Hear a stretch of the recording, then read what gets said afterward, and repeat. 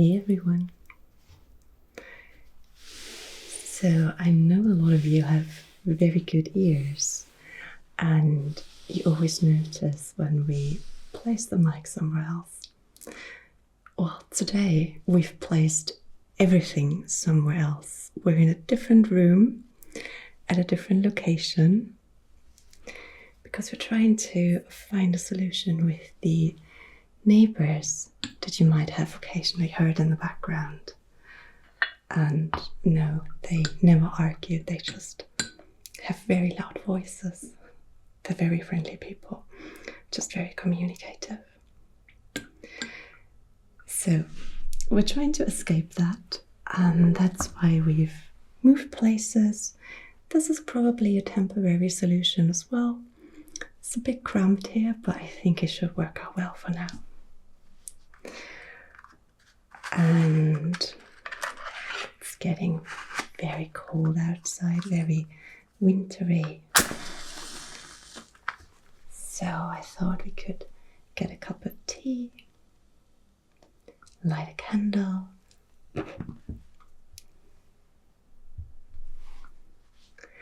and explore the world of the Spanish Habsburgs, like I said I wanted to a while ago.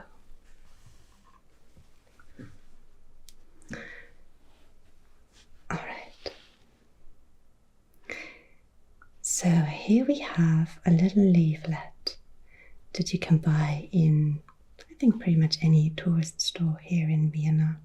You can see the coat of arms of the Austro-Hungarian Empire. I have to admit, I'm not too well versed when it comes to these different coat of arms here that I included. I think this is stereo, but other than that, I'd really have to guess. In my defense, all this was a long time ago. And when we open it, we have the family tree of the Habsburgs. As you can tell, this is a little tourist thing because we have 1, 2, 3, 4, 5 different languages.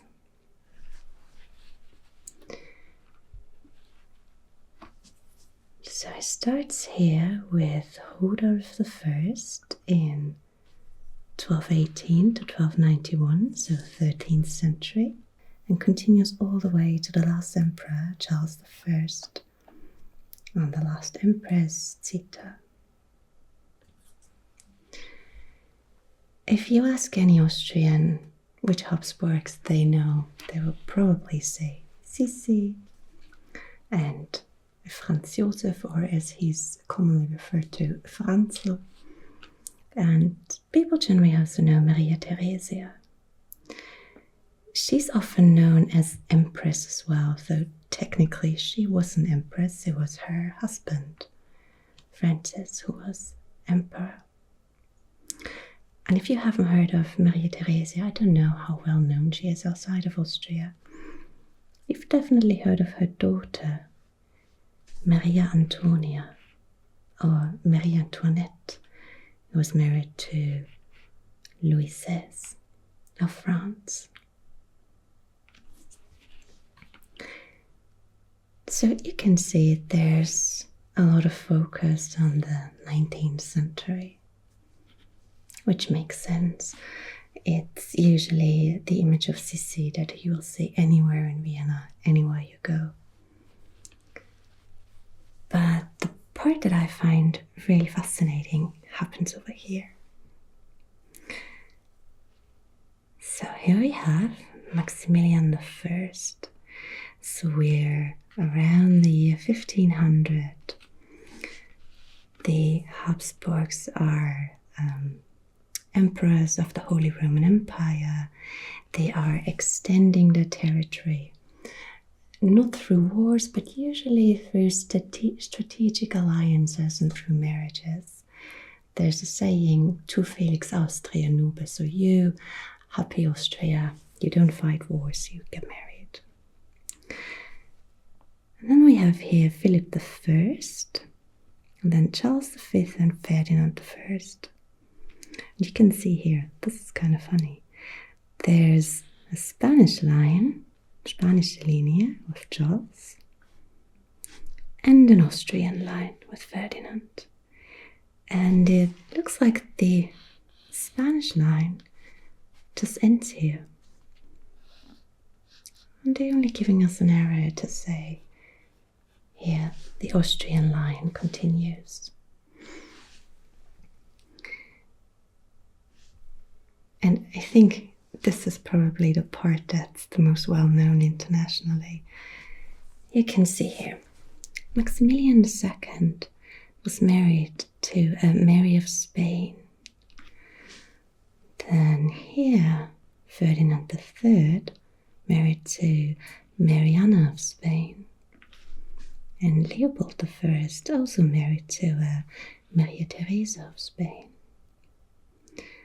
And the one we don't have included here is Charles II in the Spanish line and the final heir of the Spanish throne when it comes to the Habsburgs. With Charles VI, the Habsburg line, at least the male line, almost disappeared. And Maria Theresa is known as Empress because she basically renewed the Habsburg claim to the throne and defended it. She had 16 children, that's pretty impressive. But we want to focus on the part here.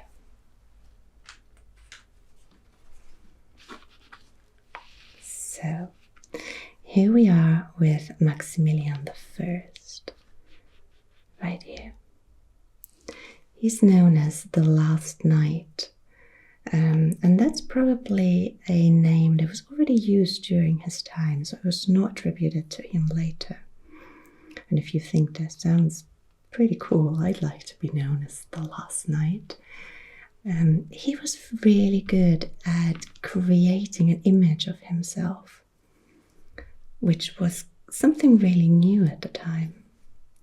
And he was quite successful.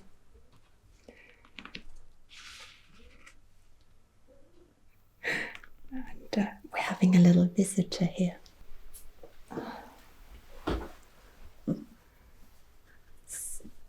Someone's come to join us.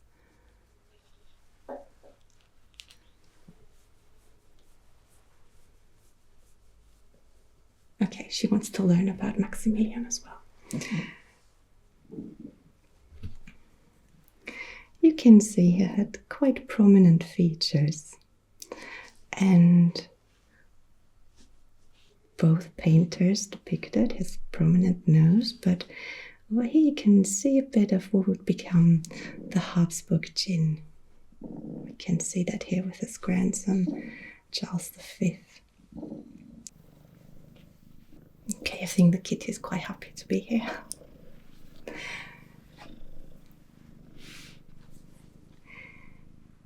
Here on this painting, next to Maximilian, we see his son, Philip the Handsome, with a beautiful hat. It's right here. And this is his first wife, Mary of Burgundy. The claim to the throne of Burgundy was quite important to the Habsburgs and would become really influential. What is generally known as the Spanish protocol at court, so a very strict and rigid protocol, was actually not Spanish but originally from Burgundy. So that came with Mary. These two are their sons. That's Charles, right here, the Spanish line. And this is Ferdinand, who would begin the Austrian line. They also had a daughter, Mary of Austria, who's not on here. Instead we see her husband, that's Louis II of Hungary. And when he fell in a battle, the Hungarian crown fell to the Habsburgs.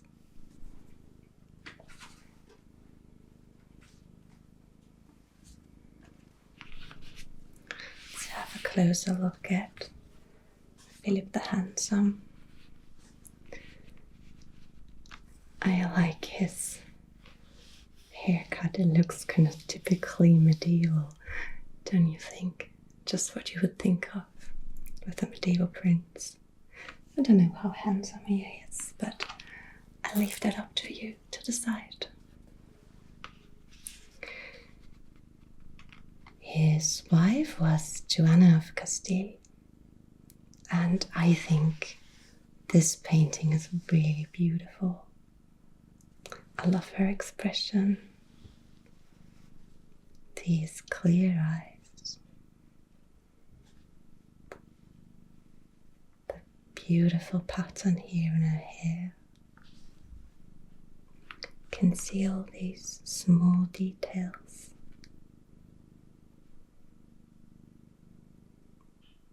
On her dress.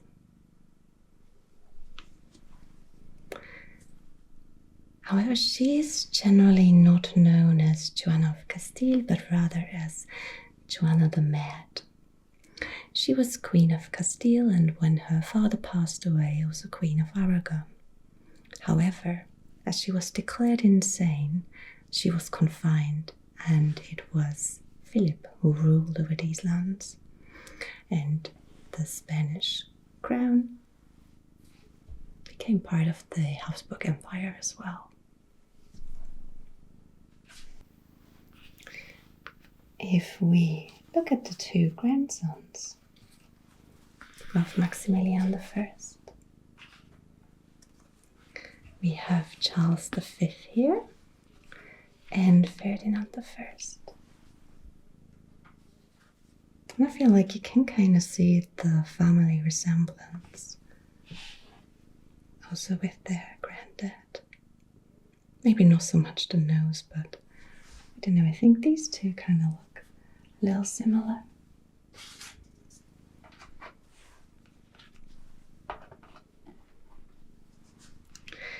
So Ferdinand ruled over the Austrian lands, and Charles was Emperor of the Holy Roman Empire and King of Spain. So he ruled over a huge territory, and that territory didn't have one capital. So he spent about a quarter of his reign traveling between different cities. And you can imagine it wasn't an easy reign. We're in the 16th century here.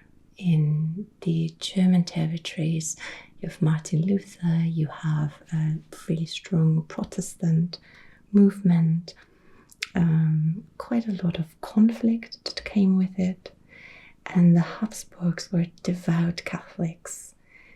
I don't think they were happy with any kind of Protestant claims at all, and it was difficult for Charles to find a solution here, as he spoke Spanish and spent a lot of his time in Spain. In Spain, on the other hand, you had something close to the peak of the empire. They ruled over a territory where the sun never set, as they said.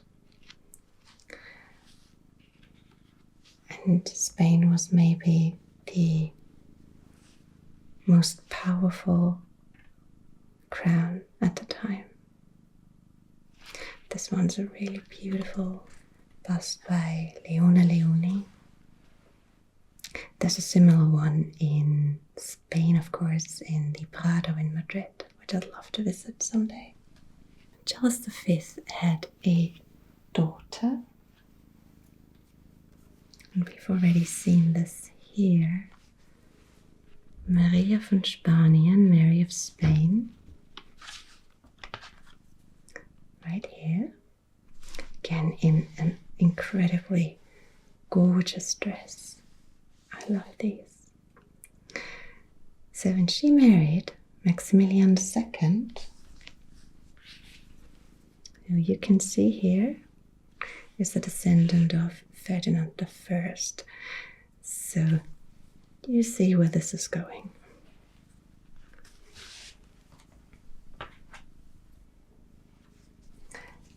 And he also had a son, Philip II.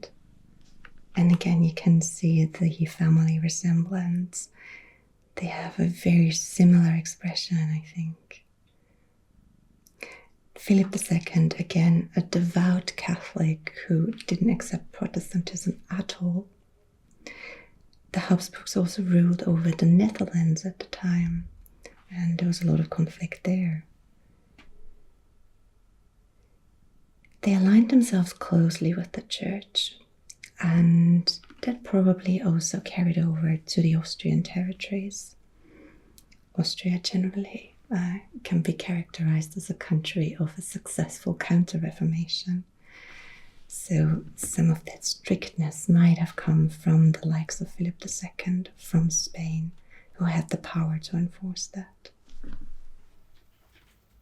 Okay, kitties heard enough?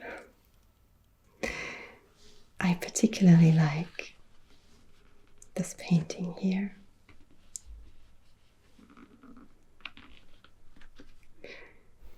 He just looks like a very serious king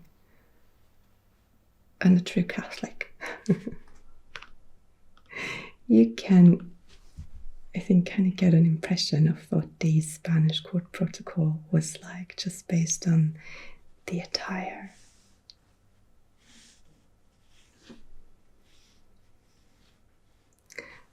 That black fabric that they used. And Philip II is a Habsburg king who's a bit difficult to grasp. He didn't allow anyone to write a biography of him. He ordered all of his personal correspondence to be burned shortly before his death. He was at war with England. He ruled over the Spanish colonies. He was at times seen as someone who was very cruel and unforgiving, but on the other hand also described as someone who ruled with a lot of grace. So, I think maybe that's also through the lens of his contemporaries who either were Catholics like him and aligned with him, or Protestants and at war with him.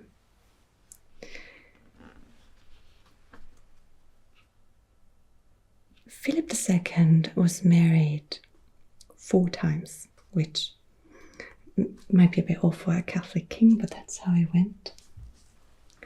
And I can show you some pictures of that.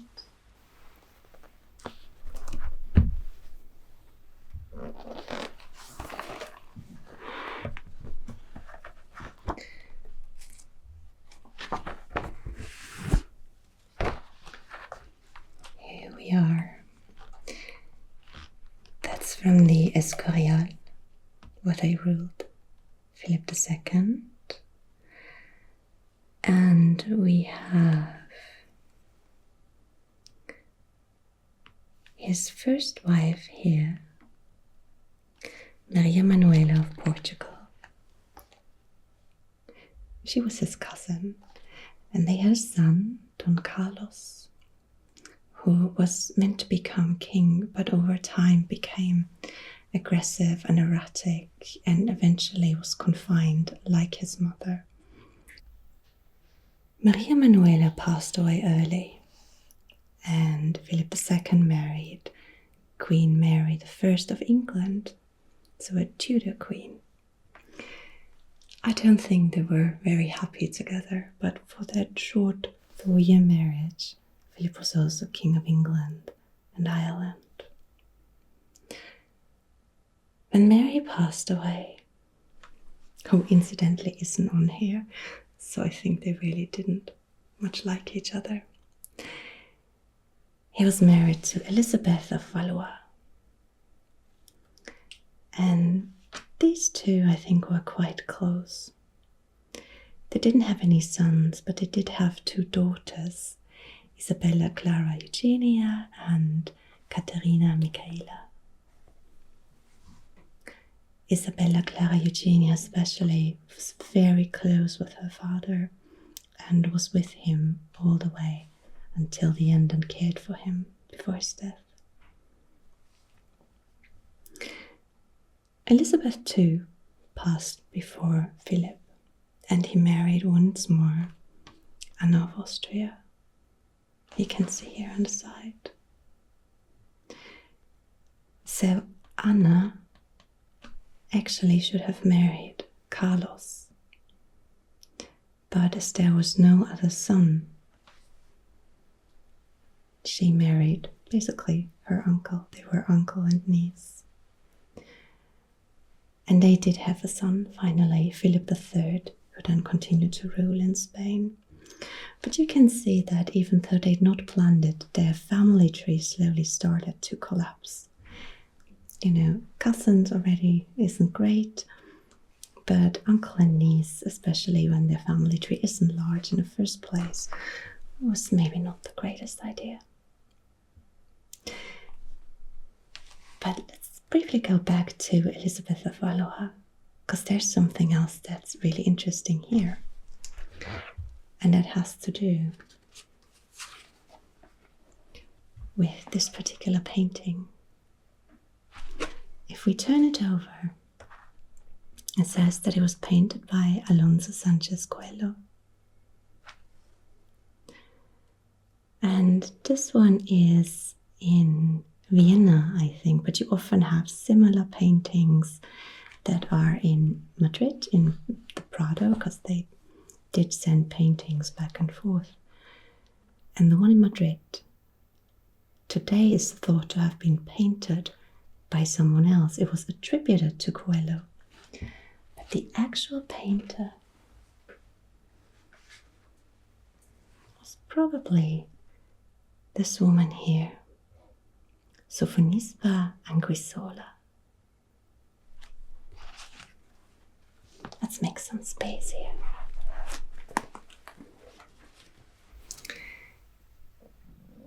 This is a self-portrait of her. She was from a noble family in Italy who were rather poor. So she didn't enter into a prestigious marriage, but instead became lady-in-waiting to Elizabeth of Valois, and then became her teacher as a painter, and eventually became the court painter for Philip II.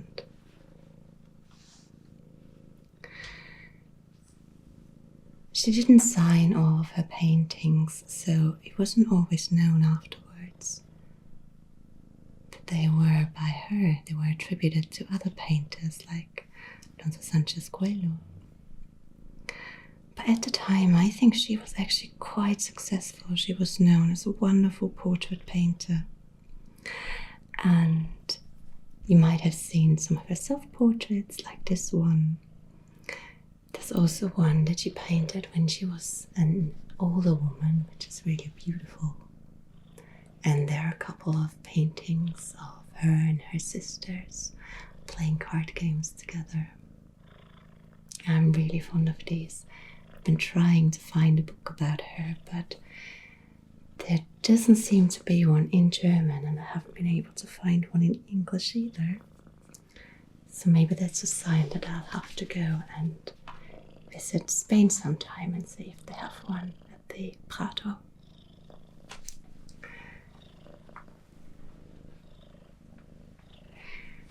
So the Spanish line continued.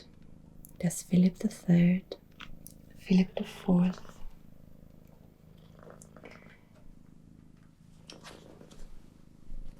and one of the daughters of Philip IV is very well known.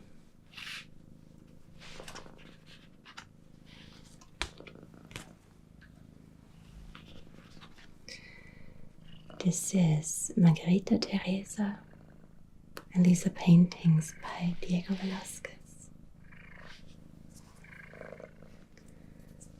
So she was said to come to Austria, and let's see if we can find her here. So we have Maria Anna, Maria Teresa. We don't have Margarita Teresa.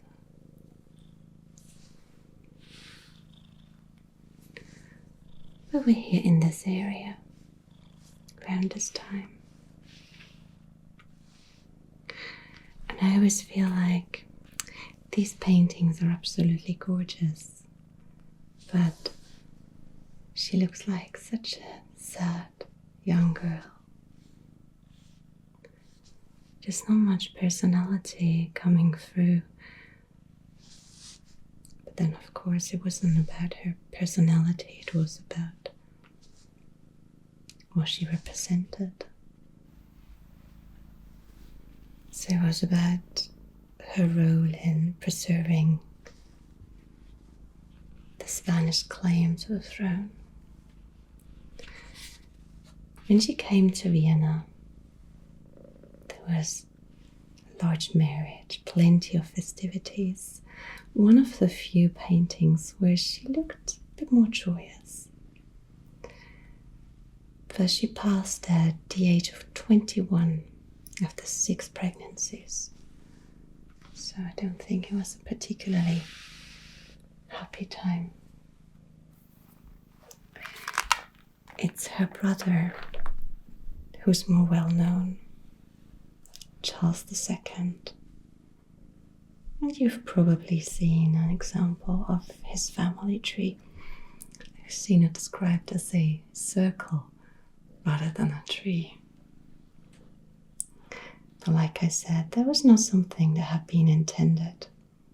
And obviously, there wasn't enough knowledge to avoid what they were doing. The Spanish line came to an end with him.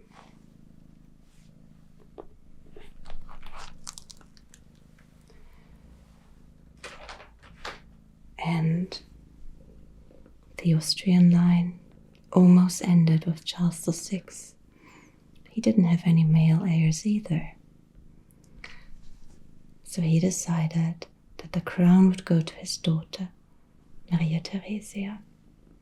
Hence why she's often known as Kaiserin Maria Theresia, as Empress. But she was never Empress of the Holy Roman Empire.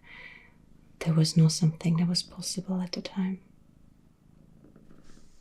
Her husband, Francis Stephen, became emperor, and with them they founded the House of Habsburg Lorraine, or Habsburg-Lothringen. Quite successfully, like I said, with 16 children.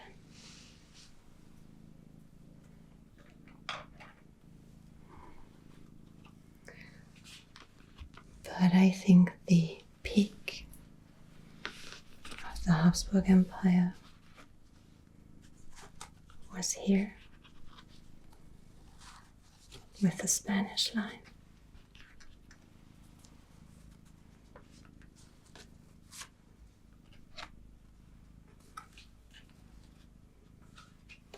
And was without a doubt a golden age for Spain, with incredible talent.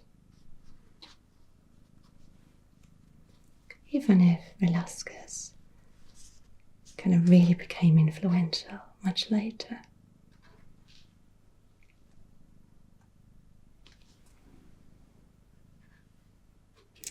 And like I said, I often find it odd that so little of it is evident in Austria. There's the Spanish riding school with the famous white horses. There's a cafe just outside of Vienna called Escorial, but all in all, they aren't really remembered here. Not like Sissi and Hansel to the later period of the Austro-Hungarian monarchy.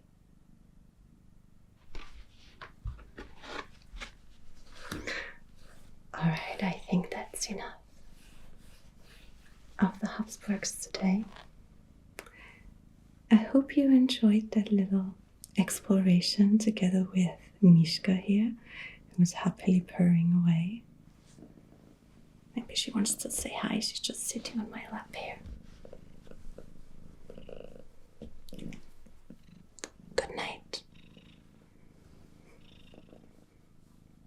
See you again next week.